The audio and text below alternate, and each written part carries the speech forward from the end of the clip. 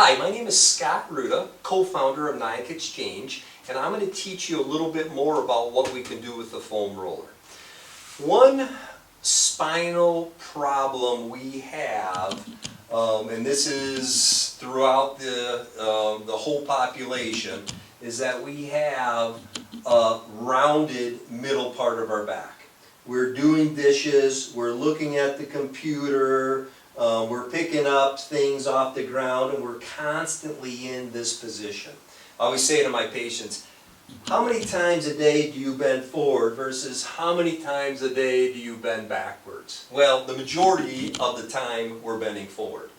And we all have that soreness between our shoulder blades, particularly after we've been at the computer or we've been tying flies for too long of a time. So I'm going to teach you something you can do for your middle back, okay? And this is foam rolling. And what we're going to do is we're going to go right about middle of your back. And a lot of times I'll say start out with your butt on the ground, put your middle back on the roller.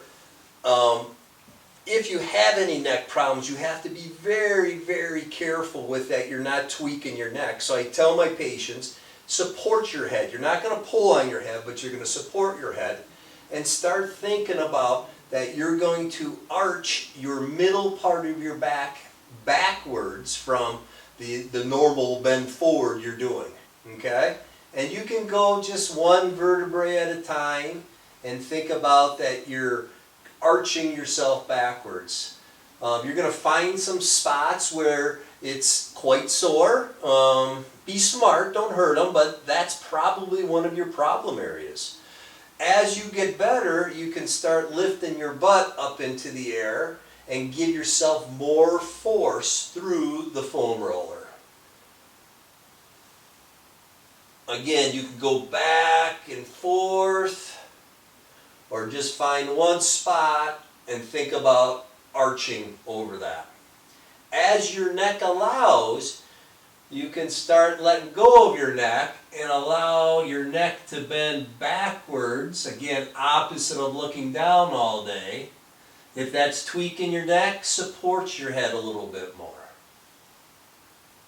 As you get better and better, as your neck feels better and better, you can start bringing your arms up and start thinking about allowing your pectoral muscles to stretch. And I got a couple pops there, which feels awesome.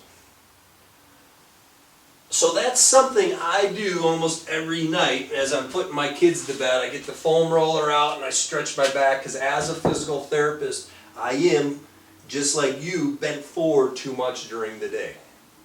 Okay? A second thing we can do with the foam roller is we can lay it now, rather than perpendicular to our bodies, we can put it parallel to our bodies. We can sit on the end and we can think about letting our bodies, or our spine stretch now in line with that foam roller. Again, we're trying to think about, initially you might want to just start nice and easy with this and just think about letting your spine relax.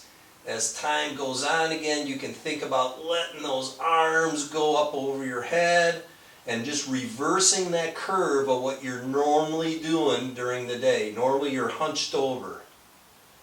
Lastly, what you can do is you can scoot yourself to the end and we can make this a neck stretch. So we can actually let our heads just hang, and as time goes on, as your neck tolerates, you can actually push on your neck and stretch your neck into the opposite direction. A lot of that might hurt initially.